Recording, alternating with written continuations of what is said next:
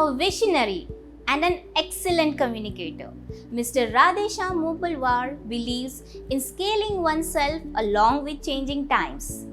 With multiple international degrees in special areas such as data storage and knowledge management, he has executed some path-breaking projects in the country.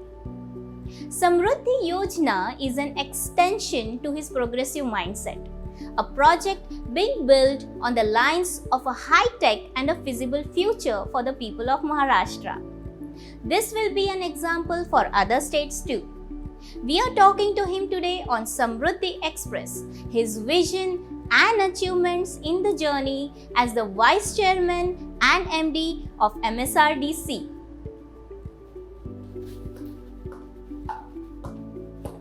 Welcome to the show, sir. Thank you. I would like to ask you, Samruddhi Express is one of the largest projects in the country, connecting some 10 districts and 300 villages. It is also called communication highway. It is a means of exchange. How can architects, builders and product companies come together to help growing infrastructure along Samruddhi Highway? See, this is one of the longest expressways in the country, which will be executed at one point of time. One single project, 701 kilometer, and if you take the connector, it is almost 725 kilometer. Long back, before 20 years, we executed 95 kilometer Mumbai-Pune expressway. And that expressway brought a sea change in the entire way development is triggered by expressways. Of course, roads have always been harbingers of the new development. They open up new areas. Especially in case of expressways, expressways are greenfield entities. Earlier roads are not widened. It is not, expressway does not come into existence by widening the existing roads or improving the existing roads. It's a completely new expressway. So it opens up new geographies. Like for example, you have a national highway which goes from Nagpur to Surat or Nagpur to 𝐒𝐻𝐚𝐽 from Buldhana district, but at south of Buldhana at 80 kilometers you have the Samruddhi Expressway which goes east-west. So now Buldhana district is opened up from both the ends, from the northern end as well as the southern end. That's what happens when such expressways are built. And what we have actually, what is now being appreciated and what the government of India is now taking up is development of new townships. These expressways spur locations for where new developments take place. If you look at Mumbai-Pune Expressway, you will find on either side townships are coming up, and that is an intended outcome, not planned. What we have done in case of Mumbai-Nagpur Expressway, that we have planned some 20 townships across 700 kilometers. At every interchange, we said there should be a development of the township. So basically at predetermined locations, exits are there. Wherever you are crossing national highway or state highway, you have an interchange. When you get out of the interchange, we said we should develop a planned township. So that's a defining feature of Mumbai-Nagpur Expressway. And that feature is now appreciated by Government of India, and now they're going to Cabinet. We're seeking permission to develop across the national highways new townships. That's what the news yesterday is. And now this new township is going to be a great opportunity for town planners, area planners, actually buildings, architecture. It could be builders, it could be architects, developers.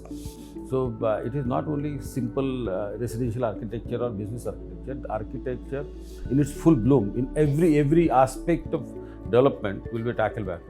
When you talk about architects, you naturally come to the developers and builders and entrepreneurs and investors in the real estate segment. And they're coming out with various new ideas to attract people to come. And that is a way of measuring the development as well. Exactly. When so many townships are coming up and so many developments are coming up, that is the measures that we see that this area is developing.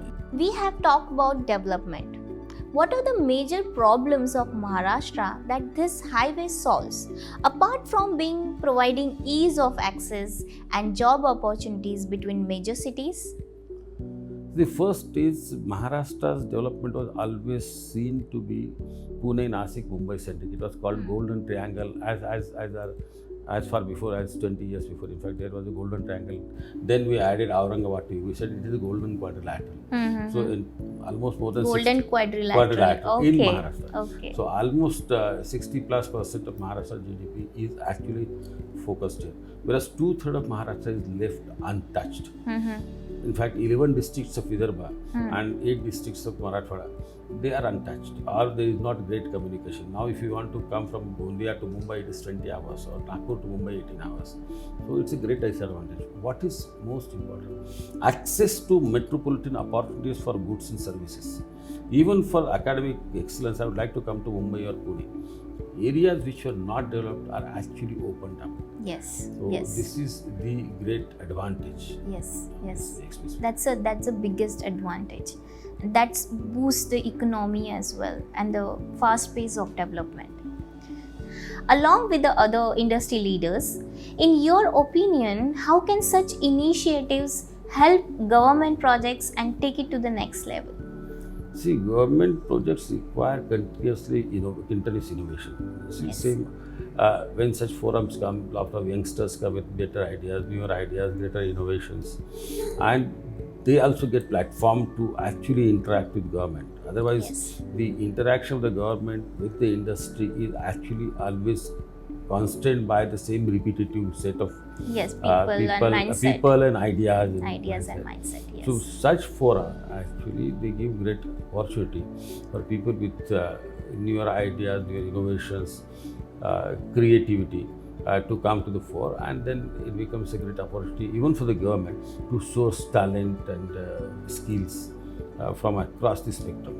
Yes, certainly. And I wish SpaceX will someday get an opportunity to coordinate with the government project and bring new ideas on the table. With the SpaceX Design Awards, we are trying to bring builders, developers, designers, and architects on one big platform. How do you think this initiative paves way for the new, sustainable and aware development as a whole? See, a sustainable and aware development, first of all, these boys and girls who will be now coming forward, as I said, they will come with newer ideas, newer innovations and exposure. What was taught in 80s is no more true now. In fact, the space design, the people who were educated in 60s, 70s, 80s, even the flat design, what was there, our society, which was constructed in 94, 98, we find it is age old now. We spoke about one bathroom in a flat of 3 bedrooms, one bathroom, attached bathroom, and one free bathroom. Now, if you have 3 bedrooms, you have 4 bathrooms. That was not an idea exactly even 20, 15 years before. Yes. Even parking, earlier when you raised the building, you provided 1 car park to 1 house. Now the new concept is it is the number of bedrooms plus 1. So if you have 2 bedrooms, you are providing 3 car parks. Yes. Now even in car parking, newer solutions are coming up. So all these ideas, these newer guys come up with a lot of energy as to innovation. So that's what our experience had been. A lot of energy has been come. Even in the Samruddhi Expressway, what I found, the earlier guys who were actually consulted or with whom we interacted, we found the younger guys are coming with better solutions and newer ideas and newer exposures. Yeah. And they're not constrained by what was taught to them. Yeah. They are ready to explore. Yeah, they are ready to experiment. Yes, that's right. What is that one thing you would like to tell a young person starting out that time teaches them later? What is that valuable tip you would like to offer our SpaceX participants? See, first of all, I give great importance that SpaceX has created this platform for them, and wish all the best for all the participants. These are youngsters, and the kind of opportunity this gives is absolutely great. This opportunity, let me emphasize one thing which is said quite often. Now, wealth is not created by people only with money or with people who own these, as you said, those who own the means of production. That era is gone. Now wealth is created in mind. It is basically a knowledge economy. Anybody can coming from remotest corner of India can become captain of Indian cricket team. In fact, he can become head of an IT company. You find somebody coming from some remote corner heading a 5-star hotel or heading a technology company or innovating a product, or how wheels should be manufactured or how bearing should be manufactured. It's opportunity. The world is open. It is open for Indian youth in various walks of life. Opportunity is not limited by the station that you are coming from. Opportunity is available for everybody. There is nobody who can stop you from actually realizing your potential. So those who are coming, for them, there is a great future. You have it in you already, and your commitment to actually realize that potential. That is a very, wise words we have got from you today, that wealth is not created, it's created in a mind. The world is opening up. So with that note, thank you so much, Mr. Mopalwar. This was a very insightful conversation.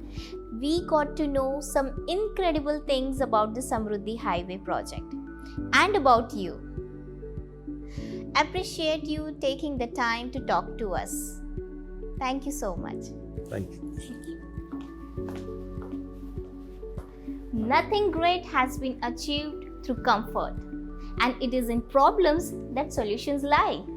Samruddhi Express is one such highway that paves way to a greener and futuristic development in the country. Mr. Mopalwar shared what it takes to build a project, work on it, and how one problem can lead to multiple solutions. We hope this helps you give you a perspective how large-scale things are all achieved through individual efforts of people with vision. Mr. Mopalwar is one such person.